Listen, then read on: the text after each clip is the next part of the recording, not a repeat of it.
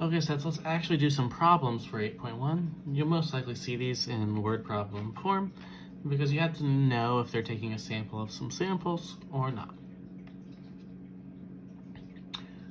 For women aged 18 to 24, systolic blood pressure are normally distributed with a mean of 114.8 and a standard deviation of 13.1. If 23 women aged 18 to 24 are randomly selected, find the probability that their mean blood pressure is above 122. So they're asking if a group of 23 can have a mean blood pressure of above 122. So for an individual, the mean is 114.8 and the standard deviation is 13.1.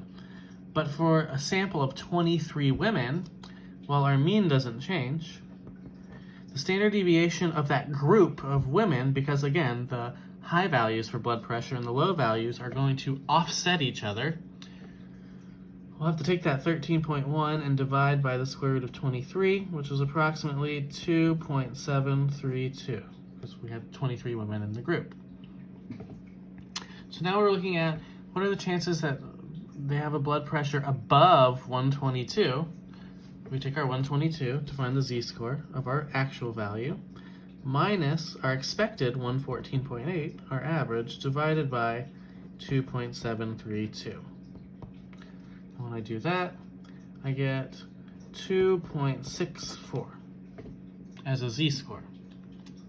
Now I'm looking for the area here of 2.64, but I'm looking for above it, so it's to the right.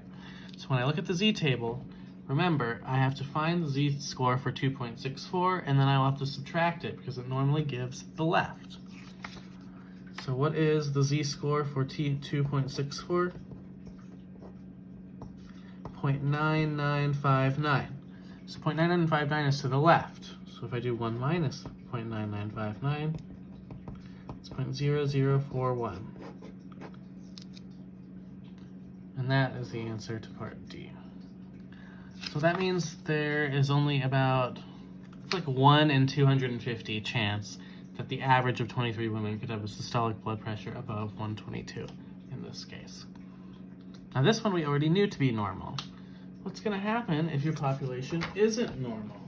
Can we do this for other things? So following table and histogram give the probability distribution for rolling a fair die. We all know that every face on the die, if it's fair, is a 1 in 6 chance. So here it is in decimal form. It's a uniform distribution. Definitely not normal. The average is 3.5 and the standard deviation is 1.708. Okay, well what happens if we roll the die a bunch of times? If you roll a dice four times, fair dice, here's the average value of the roll. So you see it can extend all the way from between 1 and 2 to between 5 and 6 if you get lucky on either low rolls or high rolls. Now if you roll it 10 times, chances are you're going to start having high rolls. You can offset the low rolls, and your averages will start moving a little bit towards the center. If you roll it 30 times, look at that.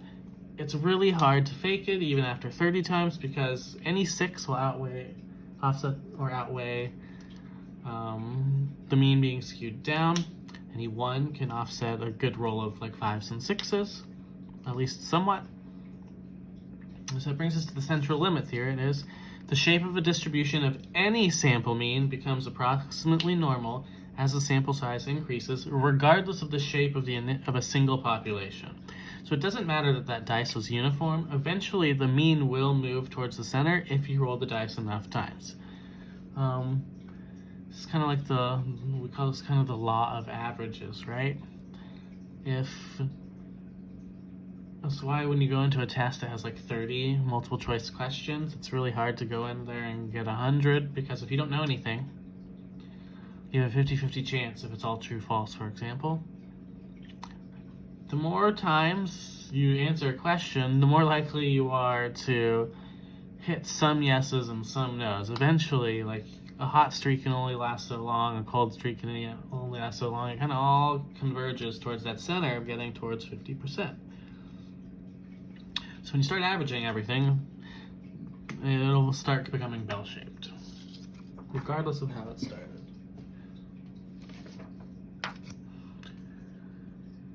Suppose that the mean time for an oil change at a 10-minute oil change, joint is 11.4 minutes with a standard deviation of 3.2 minutes.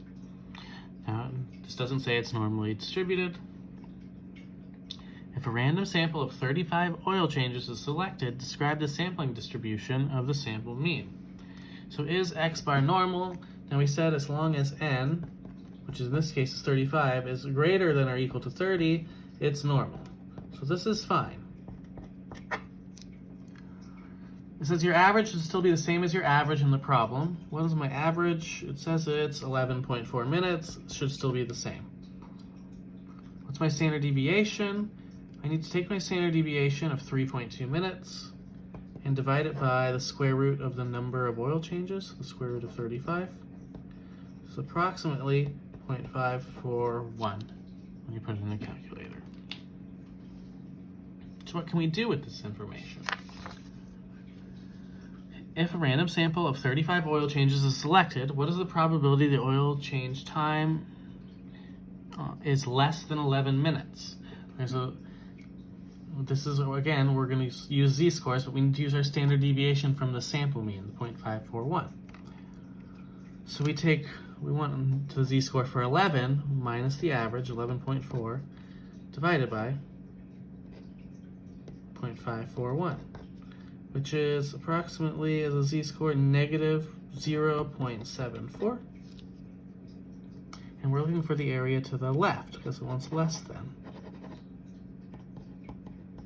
So we go to our z-table, find negative 0.74. So what's the z-score for negative 0.74? Again, we're going to look at 0.7 on the left and the 0.04 on the top. It's 0.2296. Since we already wanted the area to the left, there's no subtraction or anything necessary here, so this just goes in as our answer. I had a 23% chance that the change time is less than 11 minutes. And this is all for 8.1.